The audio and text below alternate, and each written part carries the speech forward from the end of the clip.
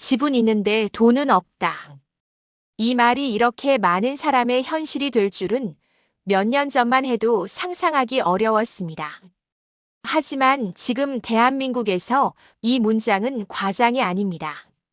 10가구 중 6가구, 정확히 말하면 가구의 절반을 훌쩍 넘는 사람들이 이 상태로 살아가고 있습니다. 겉으로 보면 집도 있고 평범하게 살아가는 것처럼 보이지만 조금만 들여다보면 숨이 막힐 만큼 빠듯한 구조 속에 놓여 있습니다. 저는 자산 전문가로서 수많은 가게의 재무 상태를 들여다봅니다. 그리고 최근 몇 년간 가장 자주 마주치는 장면은 놀랍도록 비슷합니다. 자산은 늘었는데 현금은 없고 소유는 있지만 선택권은 없는 상태입니다. 이 글은 그 구조가 왜 만들어졌는지, 그리고 이 현실이 왜 점점 더 위험해지고 있는지에 대한 이야기입니다. 집이 생긴 순간 안심했지만 문제는 그때부터 시작됐다. 많은 가정이 인생의 가장 큰 목표로 내 집 마련을 설정합니다. 그것은 틀린 선택이 아닙니다. 문제는 집을 얻은 뒤입니다. 집을 사는 순간 사람들은 심리적으로 안도합니다. 그래도 집은 있으니까. 이 한마디가 이후에 수많은 선택을 결정합니다. 하지만 집은 거주 공간이지 현금이 아닙니다. 집값이 아무리 올라가도 그 집에 계속 살고 있다면 그 상승분은 장부 속 숫자일 뿐입니다. 오히려 집값이 오를수록 재산세, 종합부동산세, 유지비 부담은 커지고 이동성은 줄어듭니다. 집은 자산이지만 동시에 가장 무거운 고정 비용이 됩니다. 빚으로 지은 자산, 빚으로 유지되는 생활. 현재 한국 가구의 부채 구조를 보면 명확한 특징이 있습니다. 대다수의 빚은 주택을 중심으로 형성돼 있고 그 빚은 단기 문제가 아니라 장기 문제입니다. 문제는 이 빚이 소득 증가를 전제로 설계되었다는 점입니다.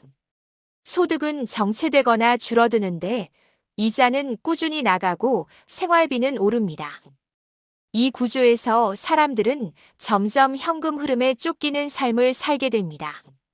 월급은 들어오자마자 빠져나가고 남는 것은 없습니다. 집은 있지만 선택할 수 있는 여지는 없습니다. 자산 부자, 현금 빈자가 된 사회.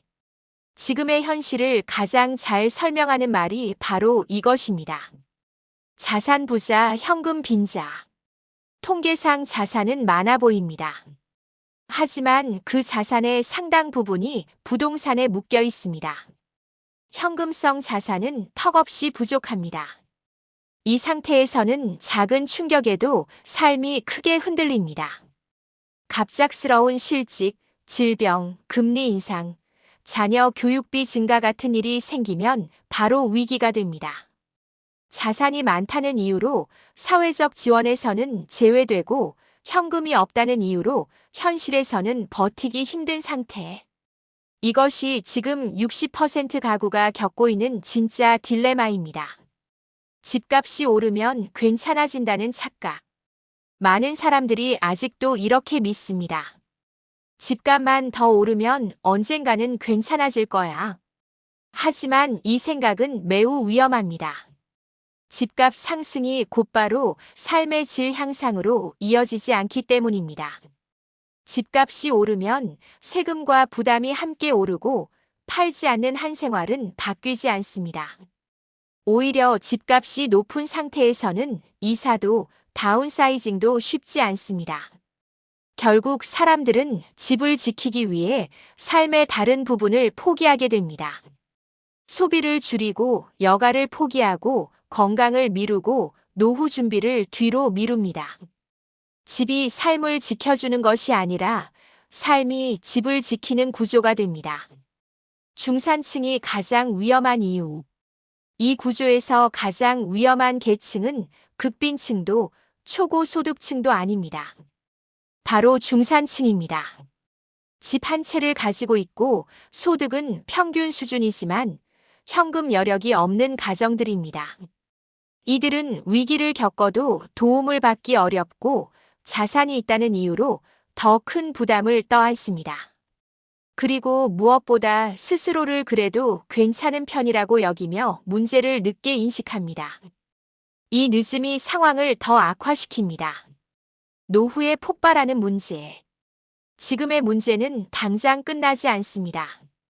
오히려 노후에 더 크게 터질 가능성이 높습니다. 은퇴 후 소득이 줄어들면 집은 그대로지만 현금 흐름은 급격히 나빠집니다. 그때 가서 집을 팔려 해도 시장 상황이나 가족 문제로 쉽게 결정하지 못합니다. 결국 노후에 집은 있지만 생활비를 걱정해야 하는 상황에 놓입니다. 이것이 지금 4050대 가구가 몇십 년 뒤 맞닥뜨릴 가능성이 높은 미래입니다. 진짜 문제는 집이 아니라 구조다. 이 글에서 말하고 싶은 핵심은 단순합니다. 문제는 집이 아닙니다. 구조입니다. 자산이 한 곳에 몰려 있고 현금 흐름이 약하며 위기에 대비한 여유가 없는 구조. 이 구조를 그대로 둔 채로는 집값이 오르든 내리든 삶은 불안할 수밖에 없습니다.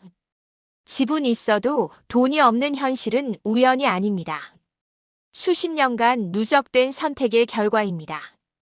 그리고 이 선택은 지금 이 순간에도 반복되고 있습니다. 결론, 집을 가졌다는 이유로 안심해서는 안 된다. 집이 있다는 것은 분명 중요한 기반입니다. 하지만 그것만으로 안전하다고 말할 수 있는 시대는 이미 지났습니다. 지금 필요한 것은 집의 가격이 아니라 현금 흐름과 선택권입니다. 집은 있는데 돈은 없다는 말이 더 이상 당연한 현실이 되지 않으려면 지금 이 구조를 직시해야 합니다. 집을 중심으로 한 자산 설계에서 벗어나 삶 전체를 버틸 수 있는 구조로 전환해야 합니다. 그렇지 않다면 이 문장은 앞으로 더 많은 사람의 이야기가 될 것입니다.